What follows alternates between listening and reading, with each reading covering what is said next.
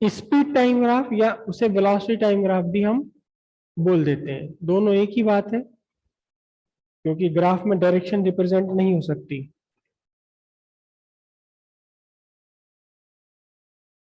As usual x axis पर हमने क्या लेना है, एक्स एक्सिस पर लेना है टाइम इन सेकेंड, और वाई एक्सिस पर क्या लेना है इस बार, वाई एक्सिस पर लेना है क्या, स्पीड या velocity, magnitude of velocity, not direction. ठीक है, अब इसमें हम कुछ ग्राफ स्ट्रक्चर कर लेते हैं। सबसे पहले ग्राफ लाइन आपको मिली यहां, टाइम एक्सिस के ऊपर ही आ गई, इसको मैंने लिखा ए ग्राफ। कोई आइडिया लगा पाएगा कि बॉडी के किस टाइप के मोशन को रिप्रेजेंट कर रहा है, कि ये ओरिजिन है और यही बस टाइम एक्सिस पर ही ग्राफ स्केच आपका बन गया। बॉडी एट टेस्ट, बिल्कुल सही बात है। टाइम जीरो पर इसकी स्पीड कितनी, जीरो। आगे टाइम बढ़ा तो स्पीड कितनी, वही की वही जीरो। टाइम बढ़ता जा रहा है लेकिन स्पीड एक्सिस पर ऊपर नहीं जा रहे। तो सबसे पहले ए रिप्रेजेंट क्या, बॉडी एट रेस्ट। फिर दूसरा ग्राफ ड्रॉ करता हूं यहां, ये ग्राफ भी है, टाइम एक्सिस के पैरेलल है, वेलोसिटी एक्सिस के परपेंडिकुलर है। तो ये क्या रिप्रेजेंट कर रहा होगा, टाइम जीरो पर जितनी वेलोसिटी, 5 सेकंड बाद भी उतनी वेलोसिटी, 10 सेकंड बाद भी उतनी वेलोसिटी, 20 सेकंड बाद भी उतनी वेलोसिटी। वेलोसिटी सेम है, वेलोसिटी घट नहीं रही, बढ़ नहीं रही। तो कौन सा, रेस्ट पर, रेस्ट पर है ये बॉडी, रेस्ट पर नहीं है, क्योंकि वेलोसिटी का कुछ ना कुछ तो मैग्नीट्यूड है। रेस्ट पर तो तब कहेंगे जब हम कहें कि वेलोसिटी जीरो ही है, लेकिन ये वेलोसिटी जीरो नहीं है। हाँ, जो भी है उसमें घटना बढ़ना नहीं हो रहा। टाइम जीरो पर जितनी वेलोसिटी है, 5 सेकंड पर भी उतनी वेलोसिटी है, 10 सेकंड पर भी उतनी वेलोसिटी है, हर जगह। देखो ध्यान से, आप कंफ्यूज हो गए, कंफ्यूज इसलिए हो गए कि पीछे जो पोजीशन टाइम ग्राफ था उसमें यूनिफॉर्म मोशन के लिए ग्राफ आ रहा था इंक्लाइंड, आपका तिरछी लाइन आ रही थी। लेकिन ये पोजीशन टाइम ग्राफ नहीं है, ये स्पीड टाइम ग्राफ है।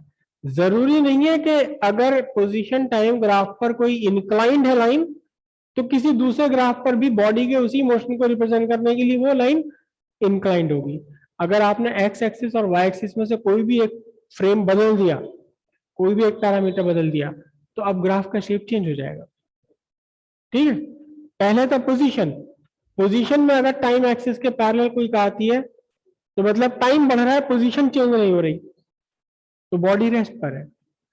लेकिन स्पीड टाइम ग्राफ में अगर टाइम एक्सिस के पैरेलल कोई लाइन आपको मिलती है तो इसका मतलब स्पीड नहीं बदल रही, वॉट एवर इट इज, वो बनी हुई है, फिक्स है, तो हम इसे क्या कहेंगे, कांस्टेंट। लेकिन इसमें भी अगर खुद एक्स एक्सिस पर भी आ जाए, खुद एक्सिस एक्सिस पर ही आ जाए ये ग्राफ आपका, जैसे कि हमने ए लाइन बनाई, एक्स एक्सिस पर ही आ गया, तो टाइम जीरो पर भी स्पीड जीरो, टाइम 10 सेकंड पर भी जीरो, टाइम 20 सेकंड पर भी जीरो, तो इसका मतलब बॉडी रेस्ट पर है। लेकिन यहां इस ग्राफ के लिए बॉडी रेस्ट पर नहीं है, बॉडी मूव कर रही है कांस्टेंट स्पीड पर। ठीक है, तो बी क्या रिप्रेजेंट कर रहा है, body moving at constant speed, constant speed पर मूव कर रही बॉडी। एक ग्राफ और ड्रॉ करता हूं, ये ग्राफ है सी ग्राफ, कोई बताएगा ध्यान से। अच्छा पहले समझ लीजिए, टाइम जीरो पर स्पीड जीरो थी, 5 सेकंड पर स्पीड बढ़ गई, 10 सेकंड पर स्पीड और बढ़ गई, 15 सेकंड पर और बढ़ गई, 20 सेकंड पर और बढ़ गई, तो कैसा मोशन रिप्रेजेंट कर रहा है, एक्सिलरेटेड मोशन है, एक्सिलरेटेड मोशन है। अगर टाइम एक्सिस के इंक्लाइंड है अगर आपकी लाइन, तो इसका मतलब यूनिफॉर्म मोशन है। अगर स्ट्रेट लाइन है, यूनिफॉर्म मोशन नहीं होगा अगर ये straight line, sorry uniform acceleration अगर स्ट्रेट लाइन है, और नॉन यूनिफॉर्म एक्सेलरेशन अगर ये, स्ट्रेट लाइन आ रही है लेकिन इंक्लाइंड है, वो झुकी हुई है एक्स एक्सिस पर। तो अब ये यूनिफॉर्म मोशन नहीं है क्योंकि स्पीड लगातार बढ़ती जा रही है। लेकिन यहां अभी हम आगे फाइंड करेंगे कि जितना पहले 5 सेकंड में बढ़ी इतनी उतनी अगले 5 सेकंड में बढ़ गई, उतनी अगले 5 सेकंड में। तो ये आपको क्या कहा जाएगा? ये आपको कहा जाएगा body moving at constant acceleration. Non uniform है लेकिन जो भी एक्सेलरेशन है वो कैसा है? कांस्टेंट एक्सेलरेशन है। ठीक है, लेकिन इसमें अगर आप ध्यान से देखें कि टाइम 0 पर बॉडी की स्पीड कितनी थी? 0। टाइम 0 पर बॉडी की स्पीड 0 है। जब आपने टाइम का मेजरमेंट आपने स्टार्ट किया, ये बॉडी है, टाइम का मेजरमेंट स्टार्ट किया, ये 0 पर है, तो 0 स्पीड का मतलब क्या होता है? रेस्ट। तो जब ये ग्राफ आपका ओरिजिन से शुरू हो, स्पीड टाइम ग्राफ ओरिजिन से स्टार्ट हो, तो इसका मतलब बॉडी ने अपना मोशन कहां से स्टार्ट किया है? रेस्ट पोजीशन से स्टार्ट किया। तो हम इसे क्या लिखेंगे? Uni body moving at constant acceleration starts from rest. Rest से स्टार्ट कर रही है। लेकिन अगर यही ग्राफ आपका बदलकर ऐसा हो जाए, यही ग्राफ बदलकर आपका ऐसा हो जाए, this is the graph D, तो आप देखिए ध्यान से कि टाइम 0 पर स्पीड 0 नहीं है, स्पीड सर्टेन स्पीड है, और फिर उसके बाद स्पीड लगातार बढ़ती चली जा रही है। टाइम 0 पर स्पीड थोड़ी सी है, टाइम 5 सेकंड के बाद स्पीड और बढ़ गई, 10 सेकंड पर स्पीड और बढ़ गई, 15 सेकंड पर स्पीड और बढ़ गई। तो ये कैसा मोशन है? एक्सीलरेटेड मोशन है, यूनिफॉर्म एक्सीलरेटेड। लेकिन अब बॉडी ने कहां से स्टार्ट किया है? अब बॉडी ने 0 स्पीड से स्टार्ट नहीं किया, बल्कि एक सर्टेन स्पीड से स्टार्ट किया। देखो, 0 स्पीड से स्टार्ट करना या एक सर्टेन स्पीड से इनिशियल स्टार्ट करना का मतलब एक्चुअली क्या? आप यहां खड़े थे खंबे के बराबर में, एक कार आपके सामने खड़ी हुई थी, आपने टाइम मेजरमेंट स्टार्ट किया और कार वाले ने अपना एक्सीलरेटर प्रेस कर दिया, तो अब उसकी लगातार स्पीड बढ़ती चली जा रही है। लेकिन शुरुआत में जब आपने टाइम मेजरमेंट स्टार्ट किया तब इसकी स्पीड कितनी थी? 0। तो आपको ग्राफ कौन सा मिला? आपको ग्राफ मिला सी। लेकिन पीछे से गाड़ी चलती हुई आ रही थी, पीछे से गाड़ी चलती हुई आ रही थी, जैसे ही आपके सामने से गुजरी, आपने टाइम स्टार्ट कर दिया और उसने अपनी एक्सीलरेटर दबा दिया और ज्यादा।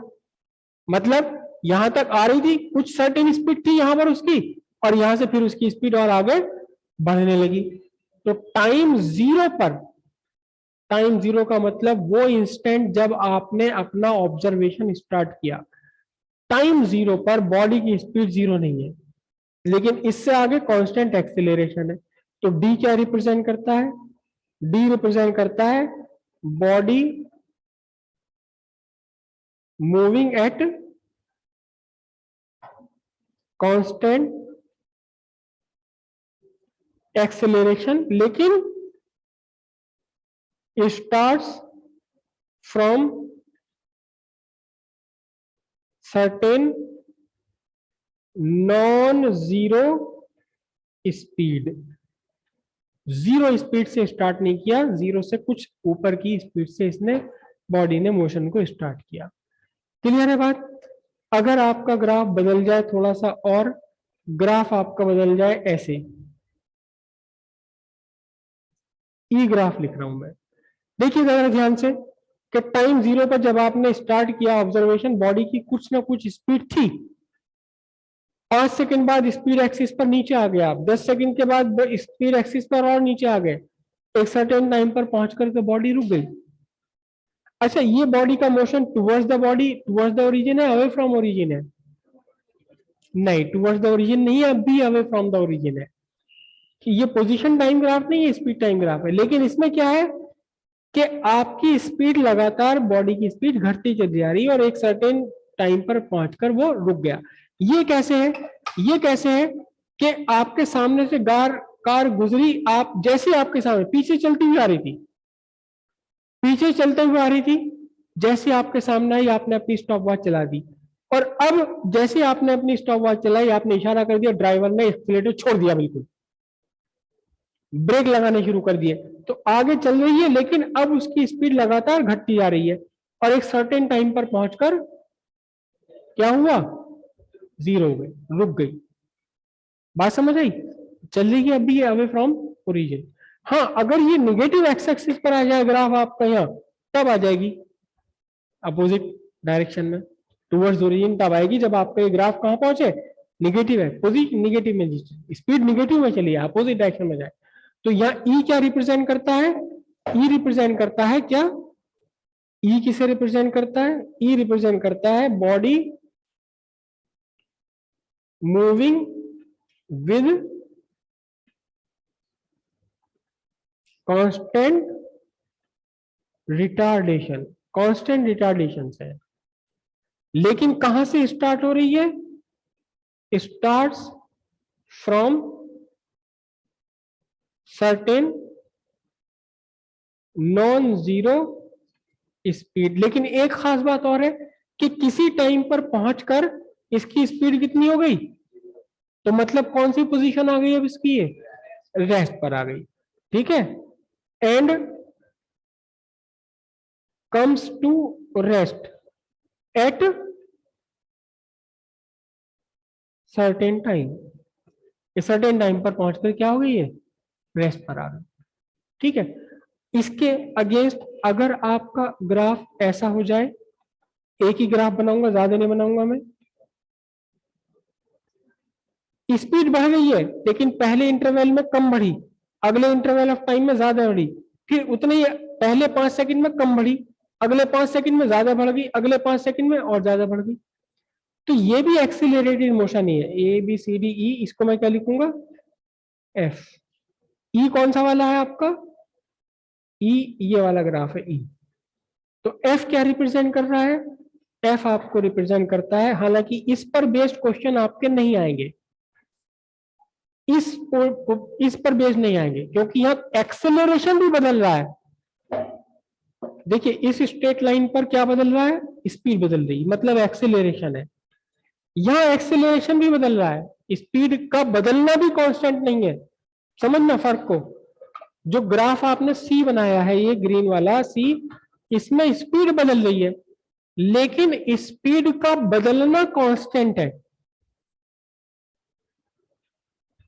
फिजिक्स में अक्सर ऐसा होगा कि एक ही सेंटेंस में मैं आपके सामने अपोजिट बोलूंगा, अजी अभी तो कह रहे हो कांस्टेंट, अभी कह रहे हो बदल रही है, हमें तो यूं समझना आता आप क्या बोलो। जो ये ग्राफ है आपका सी ग्राफ, यहां स्पीड चेंज हो रही है, बदल रही, बढ़ती चली आ रही है, लेकिन स्पीड का बढ़ना कांस्टेंट है। मतलब अगर पहले 5 सेकंड में 0 से बढ़कर 2 मीटर पर सेकंड हो गई, तो अगले 5 सेकंड में फिर 2 मीटर और पर सेकंड बढ़कर 4 मीटर पर सेकंड हो गई, फिर अगले 5 सेकंड में 2 मीटर पर सेकंड और बढ़कर 6 मीटर पर सेकंड हो गई। लेकिन ये जो ग्राफ आपने एफ बनाया है, यहाँ स्पीड बढ़ रही लेकिन कॉन्स्टेंटली नहीं बढ़ रही। पहले 5 सेकंड में अगर बढ़कर 2 मीटर पर सेकंड हुई, तो अगले 5 सेकंड में 2 मीटर नहीं बढ़ी, अगले 5 सेकंड में 2 मीटर पर सेकंड नहीं बढ़ी, 3 मीटर या 4 मीटर पर सेकंड बढ़ गई, फिर अगले 5 सेकंड में और 6 मीटर पर सेकंड। स्पीड का बढ़ना भी बढ़ रहा है। एफ ग्राफ में स्पीड के बढ़ने का rate of increasing speed is also increasing. जो ग्राफ सी आपने बनाया है, the rate of increase of speed is constant, the rate of increase of speed constant, जिसे हम बोलेंगे कांस्टेंट एक्सेलरेशन। लेकिन एफ ग्राफ में क्या है, एफ ग्राफ में आपका नॉन यूनिफॉर्म है। इसके लिए क्या है, इसके लिए आपका है body moving with increasing acceleration, body moving with increasing acceleration. लेकिन स्टार्ट इसने भी कहां से किया, रेस्ट से स्टार्ट किया, जीरो स्पीड से, स्टार्ट्स फ्रॉम रेस्ट। क्लियर होगी इतनी बात। ये ग्राफ आपका नीचे की तरफ झुका हुआ अगर होगा, अगर ये ग्राफ मैंने तो ऊपर की तरफ उठा दिया, अगर ये ग्राफ नीचे की तरफ झुका होगा तो क्या कंडीशन बनेगी, कोई बता सकता? अगर ये ग्राफ नीचे की तरफ झुकने लगता है तो मतलब स्पीड तो लगातार बढ़ती चली आ रही है, देखो ग्राफ ये ऐसे मैं बना दूं तो टाइम के साथ साथ स्पीड एक्सिस पर तो आप ऊपर उठ रहे हैं, तो स्पीड तो लगातार बढ़ती चली जा रही है, रिटार्डेशन नहीं है। रिटार्डेशन तो केवल तब है जब ये नीचे आना शुरू हो जाए, जब स्लोप इसका इसका ये एंगल मोर देन 90 डिग्री बन जाए तब है रिटार्डेशन। लेकिन अगर ग्राफ, चलो मैं बना ही देता हूं, अगर ग्राफ ऐसे है, ये डॉटेड मैंने बना दिया, तो आप देखिए आप टाइम के साथ साथ, ये टाइम एक्सिस, टाइम के साथ साथ आप स्पीड पर ऊपर उठते चले आ रहे हैं, तो स्पीड लगातार बढ़ती चली आ रही है। लेकिन यहां स्पीड का जो बढ़ना है वो घटता हुआ है। फिर ध्यान समझना, दो कॉन्ट्रावर्ड बोल रहा हूं। स्पीड तो लगातार बढ़ती जा रही है, लेकिन स्पीड का बढ़ना घटता चला जा रहा है। मतलब पहले 5 सेकंड में अगर स्पीड 0 से 10 मीटर पर सेकंड हुई, तो अगले 5 सेकंड में 10 से वो 20 नहीं हुई, 10 से 15 हो गई। स्पीड तो बढ़ गई, लेकिन जितनी तेजी से पहले 5 सेकंड में बढ़ी थी उतनी तेजी से अगले 5 सेकंड में नहीं बढ़ी, अगले 5 सेकंड में और कम बढ़ी। तो यहां है ये एक्सेलरेशन ही, लेकिन एक्सेलरेशन कैसा है? डिक्रीजिंग एक्सेलरेशन है। अगर ग्राफ ऊपर उठता जा रहा है तो इंक्रीजिंग एक्सेलरेशन है, अगर ग्राफ झुकता चला जा रहा है तो डिक्रीजिंग है। रिटार्डेशन कब होगा? रिटार्डेशन तब होगा अगर ये ग्राफ आकर के नीचे आने लगे, तो फिर इसमें ये पार्ट, नीचे आने वाला पार्ट रिटार्डेशन शो करेगा। अगर यही ग्राफ यहां पहुंच करके पैरेलल हो जाए एक्स एक्सिस के, टाइम एक्सिस के, तो जहां ये पैरेलल हो गया टाइम एक्सिस के, वो फिर से रिप्रेजेंट करेगा किसे? किसे रिप्रेजेंट करने लगेगा? कांस्टेंट स्पीड को। मतलब यह है कि पहले स्पीड तेजी से बढ़ी, फिर धीरे धीरे बढ़ी, और फिर पहुंचकर एक जगह कांस्टेंट हो गई। तो एक ही ग्राफ स्केच में आपके अलग अलग, एक ही बॉडी के एक ही ग्राफ स्केच में अलग अलग मोशन भी हो सकते हैं, लेकिन आपको देखना कि किस पार्ट में क्या हो रहा है, कहाँ इंक्रीजिंग स्पीड है, कहाँ डिक्रीजिंग स्पीड है, कहाँ एक्सीलरेशन है। हालांकि यहां तक के आपके क्वेश्चन नहीं आएंगे इस लेवल के। क्लियर हो इतनी बात? ठीक है, बना लीजिए पोजीशन टाइम ग्राफ।